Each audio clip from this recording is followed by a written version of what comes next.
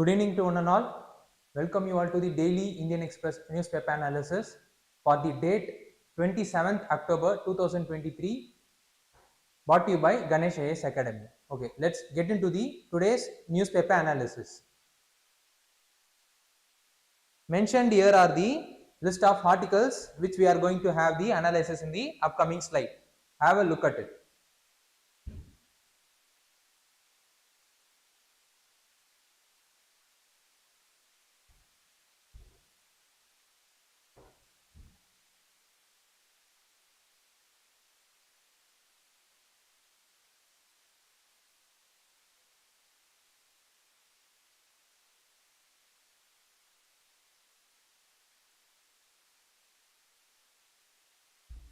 Okay, let's get into the today's newspaper analysis. APAAR ID. See, this is the news which is related to civil service examination under prelims through a topic called economic and social development. Similarly, under mains it is linked with the topic called issues relating to development and management of social sector service relating to health, education as well as human resources. Okay, let's look into the analysis part of the news. See, the several state governments have been requested the schools to get the consent from the parents to create the APAAR ID, which is the acronym of Automated Permanent Academic Account Registry, and it is the student ID, which is like in the case of Aadhaar card, where the student a common ID will be given to the student from its early childhood, that is from its beginning of his school career, and it will be go on till it's his or her whenever he is completing the last higher education, and it is linked with the national education policy, which aims to create a ID for each and every student, so that we could able to track the educational record of the particular individual through this ID, and as I said, this ID is valid for lifelong.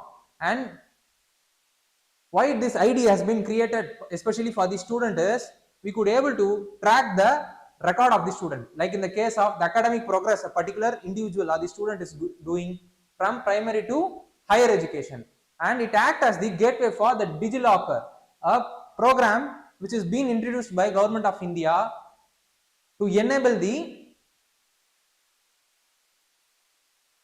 digital recording of the certificates being used by the common citizen. So by if the individual or the student has the APAAR ID, means he could be able to use those ID to as a gateway for DigiLocker, like in the case of he could able to store the school certificates, test report cards, so on and so forth, which the other documents which is related to the school as well as his or her educational achievements.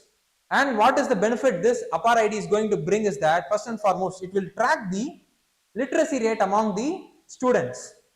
Secondly, it will able to reduce the dropout rate among the students. So if there is, through this data we could able to identify which school, which district, and we could able to drill down to which village is showing higher number of dropout, so that the corrective measures could be made from the policy itself, so that it will be trickling down towards down till the ground level for its implementation. Thirdly, it could able to reduce the fraud as well as duplication in terms of certification, educational certificate, and then it is only the first part source will be allowed to deposit the credit in the APAAR ID. First pass source is nothing but the authority who is responsible for issuing the respective certificates. He or she only will be allowed to enter the student's credit inside the APAAR ID. Credit is nothing but the achievement from the different sections during his progress in the educational institutions, like in the case of sports, like in the case of education, and so on and so forth.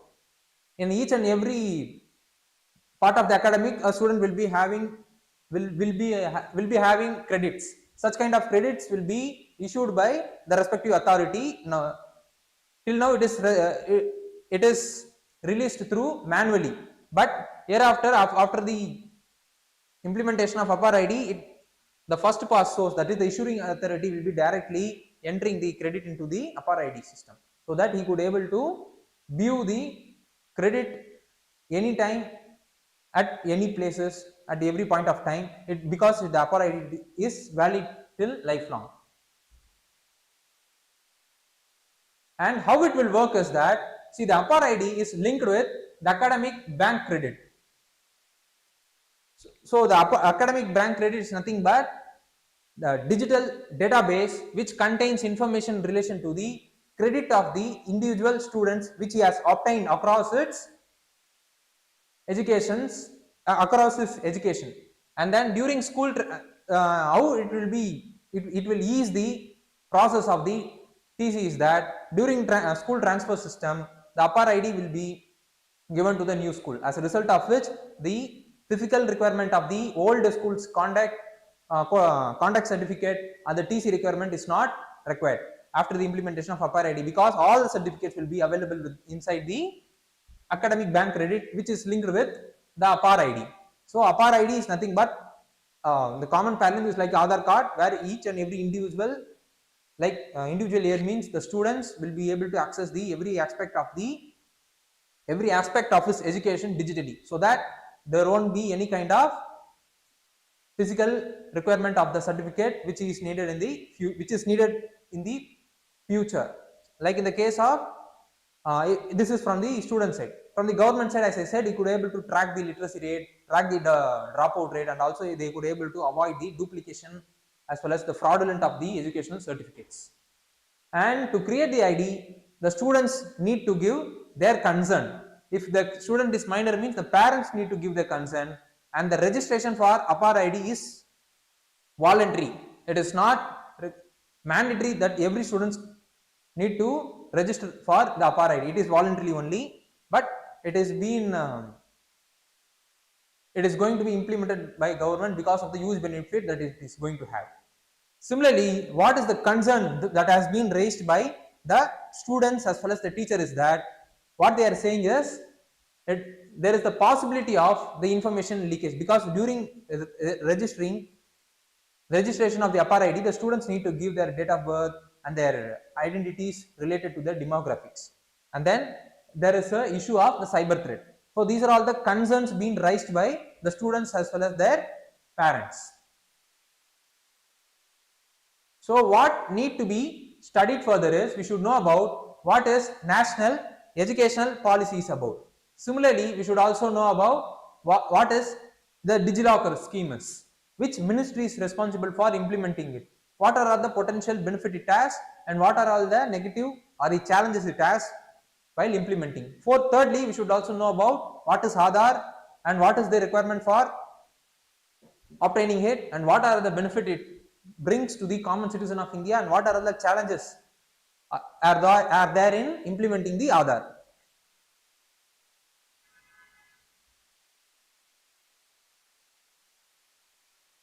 SEBI acts against FINFLUENCER. What lessons this hold for investors? See, the news is related to UPSC exam under prelims through a topic called economic and social development. Similarly, under mains it is related to a topic called Indian economy and issues relating to planning, mobilization of resource growth, development and employment, which comes under GS3 paper under a topic called economic and development.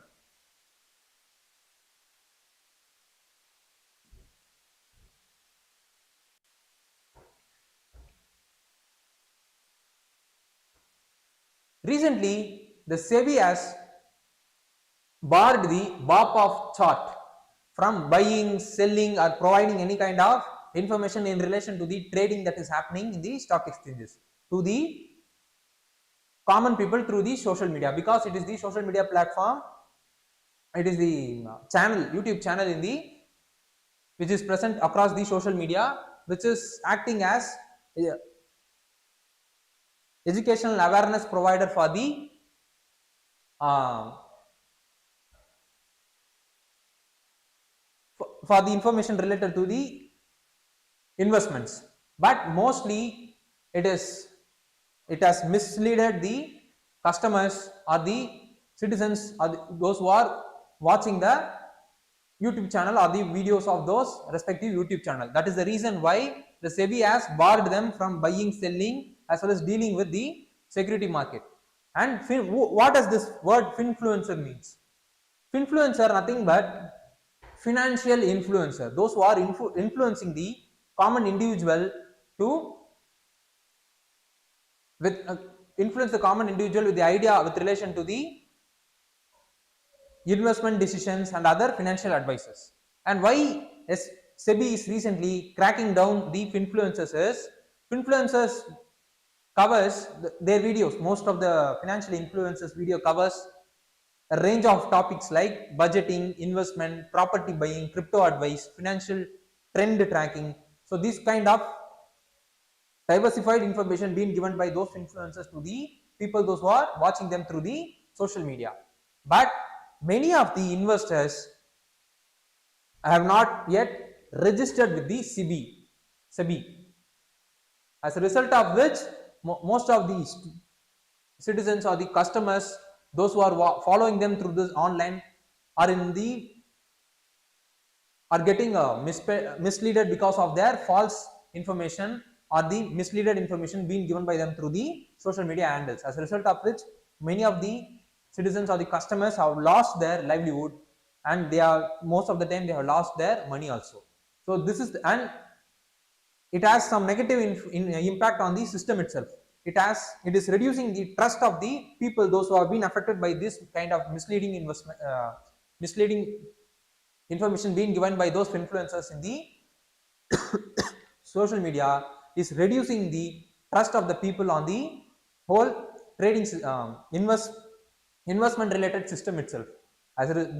So in order to maintain the trust between the investment related system and the people, the SEBI is heavily cracking down those influencers, those who are misleading those citizens.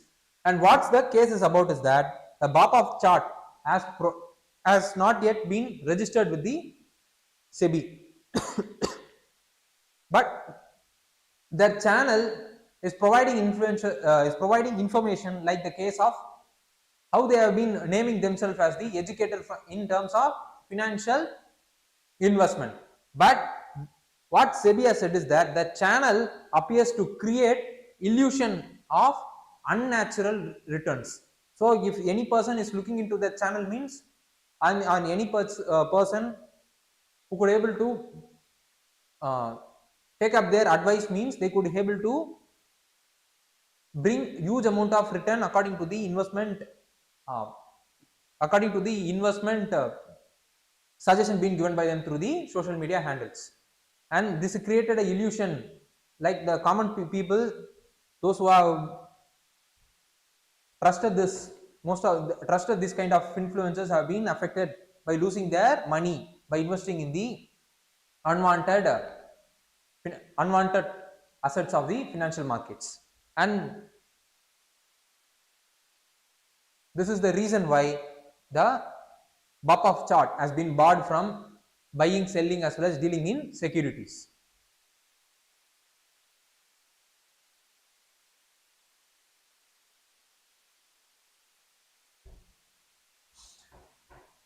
So what should the investor do is, first and foremost, the investor need to check whether the financial influencers have the certificate of registration, which they should obtain from the SEBI. And the certificate of registration contains guidelines like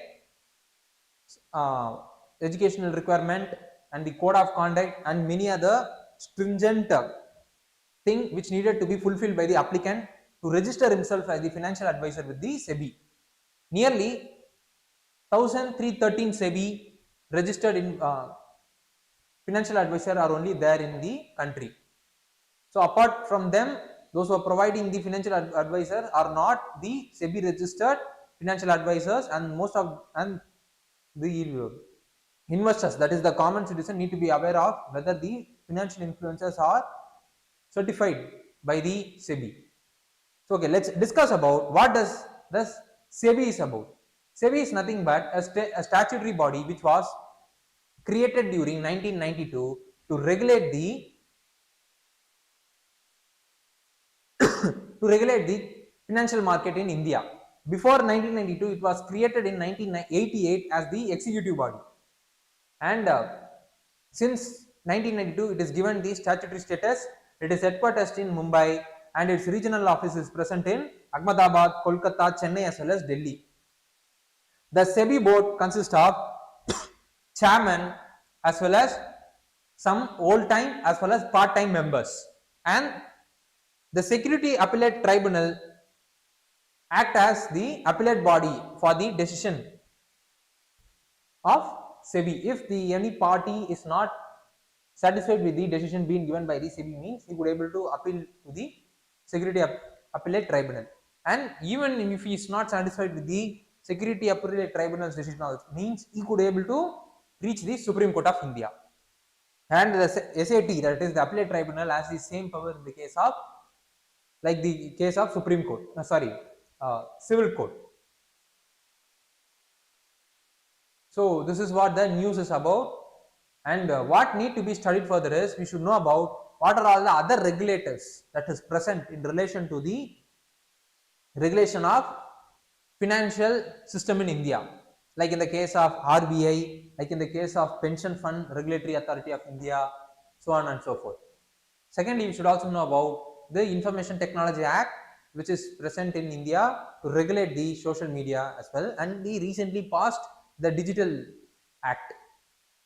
And also we should know about the digital media regulations that is present in India. What are the other digital media regulation apart from the IT Act and the recently introduced Digital Act? What are all the other digital media regulations that is present in India? So these are all the other areas which we needed to be aware of.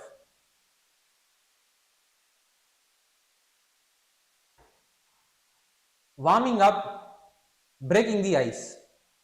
See, the news is related to under prelims through a topic called general issues on environmental ecology, biodiversity, climate change that does not require subject specialization. Similarly, it is under GS paper 3, it is linked with a topic called environment through conservation, environmental pollution, degradation, environmental impact assessment.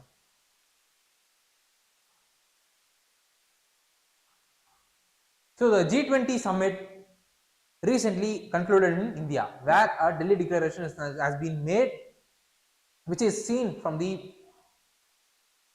foreign policy as one of the milestone because of the growing divide between the global north as well as the global south, and also between the Russia, China, and then the other West countries. So India has proved its stuff in balancing the two opposite interests in the Delhi declaration. Same could be used by India to create to balance the opposite interests in the Arctic Council, so that they could able to act, so that they could able to protect the degradation of the Arctic that is happening in right now, so that the damages in relation to the changes of the Arctic could be reduced. See, the Arctic is warming at 4 times faster than the global average, and Arctic houses more number of tons of carbon dioxide. So if the Arctic ice is going to melt at faster rate, means surely the carbon dioxide that is present inside the Arctic will be exposed to the atmosphere, which in turn will be fastening up the climate change or the global warming that is happening across the earth. Since the global weather pattern is connected, global weather ecosystem is connected with each other, any changes in the Arctic will have severe impact on the global south. Why? Because like in the case of India, where India depends on the wellness of agriculture system. The wellness of agriculture system depends on the monsoon and the rainfall it brings. 80% of the water requirement for the agriculture is met through the rainfall only. So if there is any damages that is going to happen in the Arctic region, surely it will have a negative impact on the monsoon, which brings rainfall to the India, which in turn will be degrading the, or it will act as a disaster for the economy of the India as the whole. So this is the example as I'm taking as India. Like in the case of most of the global south countries are in the same kind of situation only. If there is any kind of negative impact that is going to happen in the Arctic region, surely it will have negative impact on the whole of the global south countries itself. So to reduce the Arctic losses and to make sure that the global south's voice is heard in the climate change negotiations for the Arctic region's conservation, India should take a step and it should act as the bridge between global south as well as global north, like in the case of the G20 Delhi Declaration, where we could able to see that India has balanced the interest of both global south as well as global north, so that the consensus has been made. Like in the case the Arctic, the conservation of Arctic is also facing a threat because of the lack of consensus between the two poles of the earth. Like in the case of western countries and the Russia, China and other like-minded countries have been divided within themselves, and they are not cooperating with the conservation of the Arctic region. So what is the threat the Arctic is now facing is that the Arctic's only governing body is the Arctic Council, which is right now suspended because of the Russia-Ukraine war. Since Russia is one of the member of the Arctic Council, and because of the Russia's involvement in the Russian-Ukraine war, the Western countries have suspended the Arctic Council. As a result of which, the Arctic Council, which is the only governing body of the Arctic, is not functioning right now. And this, along with Russia has 53% of its border with Arctic region, and Russia is trying to commercialize those natural resources that is present across the Arctic region. Commercializing the resource that is present in the Arctic region does not encompass the overall goodness of the planet Earth, because they are trying to commercialize the resource only for the goodness, or only for the economic goodness of the Russian country only. And then highly polluting oil vessels is also being used through the Arctic region to trade with the European countries by Russia. So these kind of things is right now acting as threat for the conservation of the Arctic region. So in order to overcome this kind of threat that is happening for the Arctic region, India should act as a linking pin between the West as well as the Russia and China. And along with that, the oil and gas exploration development that is taking place in the Arctic is also degrading the Arctic ecosystem. So this is what the news is about, and this is what the threat the Arctic Ocean is right now facing, and the way forward being given by them is India should need to act as the bridge. And next month, in the upcoming November month, the virtual G20 summit is going to be conducted. Through what the author is suggesting is that they need to raise this issue in this virtual G20 summit, so that it would act through this. So using this summit as the platform, the consensus need to be made by India. This is what the suggestion being given by the author of the article. So let's have a look into what does this Arctic Council is about and who are all the members involved in it. See, the Arctic Council is nothing but a group of 8 countries which borders the Arctic region: US, Russia, Norway, Finland, Sweden, Canada, Denmark as well as Iceland. Most of the countries, all the countries have been bordered with the Arctic regions, and it is established in 1996 for conserving the environment, sustainable development as well as the indigenous people, those who are present in the Arctic region. From this itself we could able to see that all the countries that is present here are from global north. No one country is present from the global south. See, India has given a observer status. It is not a permanent member of Arctic Council.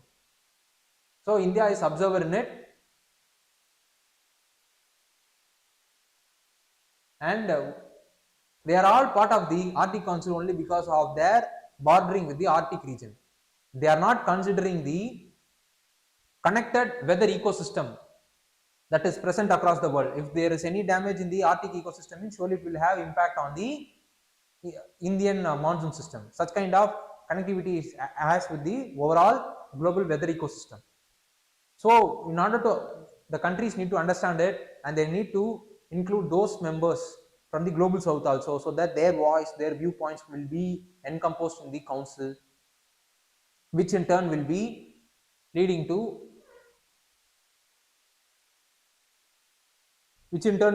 inclusive governance in the Arctic Council. This is what the suggestion, that third suggestion being given by the authors of the editorial. So what need to be studied further is, we should know about what are all the Indian bases that is present in Antarctic station. Secondly, we should know about what is the Arctic map. Thirdly, we should also know about United Nations framework for Convention on Climate Change. And then we should also know about what is the New Delhi declaration that has been made in the G20 summit recently. So this is what the overall analysis in relation to the news and other things which we need to be aware of.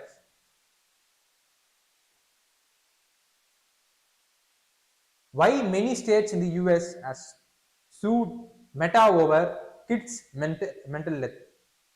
So the news is linked with current events of national and international importance under prelims. Similarly, under mains, it is linked with challenges to internal security, most importantly the basics of cyber security, and the threat is it brings to the society as well as the economy as the whole. And nearly a dozen of US states has sued the Insta, Facebook, Meta for causing damage to the young mental health. What the lawsuit has challenged is that the techniques like likes, filters, as well as alerts promotes a kind of body dysphoria. That is, it is making those teen or youths, it is making the teen or the youth to be overconscious with their own part of the body, so that they are developing a kind of depression or any kind of depression, anxiety, because of if there is any kind of damages that is present inside the body, in the outer side of the body. In most of the cases, that damages are the thing which they are considered that is not proper, will not be noticed by other people at all. Such kind of minute, giving importance to the minute things in the body is called as, and becoming over conscious for such kind of minute things in the body is called as body dysmorphia. And most of the young adults as well as teen are getting addicted to this kind of are affected by this kind of mental diseases. So what France Huygens has said in 2021, she is the part of the Meta team, and she is the whistleblower during 2021 because of the thing which is happening in the Meta, where what she has said is that she produced the internal document from the Meta, where it showed the surveys that has taken across the US as well as UK from the teen as well as the young youths, where nearly 23% of the youths as well as the teen has said is that they have developed the complexity, anxiety, depression whenever they are using the Meta. This is what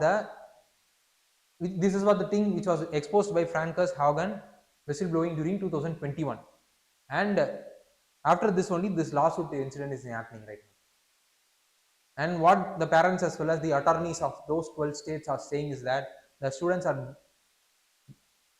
or the young teens are becoming so anxiety with the things, as well as they are getting depressed easily, and they are becoming so sensitive, and they are also affected by a mental health issue called body dysmorphia, which is becoming sensitive to the minute parts of the body which is not noticeable by other people at all. So this kind of the thing only, because of this kind of the reason only, they have followed the suit in US against Meta. So let's have a look into what does the social media have an impact on the society. It makes the people or the students or the young youths who are involved in using the social media handle frequently, it makes them virtually isolated, as a result of which they could not able to develop the social skill as well as the other skills which is required for leading a day-to-day life. Secondly, it promotes relative deprivation across the society, which in turn makes people to get depressed, anxiety and other psychological issues. And cyberbullying as well as cyber abuse is also increasing day by day through the social media handles. And then violent tendencies of the games that is invented in the social media is also promoting violent behavior across the young adults as well as individual. And then the misinformation as well as the disinformation is made as well as passed through the social media very easily, and it spreads like a forest fire. And most people, those who are accessing this kind of misinformation and disinformation, are believing that this information are true without doing any kind of cross checking. So such kind of impact it has on the society. It also has some advantages, like during emergency time it could act as the tool to mobilize the resource and then channelize the resource for the wellness of the people. Secondly, people could able to engage in the social media handles without the fear of rejection. Thirdly, it also able to promote employment opportunities for the educated individuals, like in the case of LinkedIn. Fourthly, sharing of views. Different persons' viewpoints could be heard through the social media handles, which will enable them to have the enriching of views as well as the sharing of views, which will be leading, if there is no misinformation and disinformation, means such kind of thing will be leading to enrichment of view and more democratization of the society. These are all the advantages the social media handles brings to the society. So what need to be studied further is, we should know about what is e-governance is, what are all the positives as well as the negative impact of the e-governance. Secondly, you should also know about what is Digital India Mission is about, and then digital infrastructure in India is about. So these are all the other areas which we need to be aware of. Begin with the primary health care. Recently, the Indian Express made an investigation in the primary health care of Uttar Pradesh, where they came out with the report that it is not up to the mark. So why it is not up to the mark, we will look into the upcoming slides. First, we will look into how the news is related to the syllabus. The news is related to economic as well as social development under prelims. Similarly, under mains, it is related to issues relating to development and management of social sectors, services relating to health, education as well as human resources. See, the Ayushman Bharat tends to improve the significance of primary healthcare services. Since this health is a state subject, if the Ayushman Bharat need to be implemented efficiently, means the state cooperation is also needed, which is not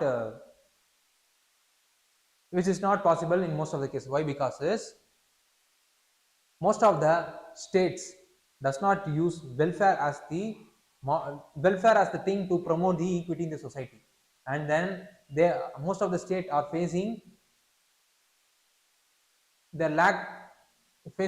challenges like lack of proper brick or mortar in the mortar structure, or lack of infrastructure in the primary healthcare that is present in their state, and then shortage of medical professionals, and then lack of educational institutions that is needed to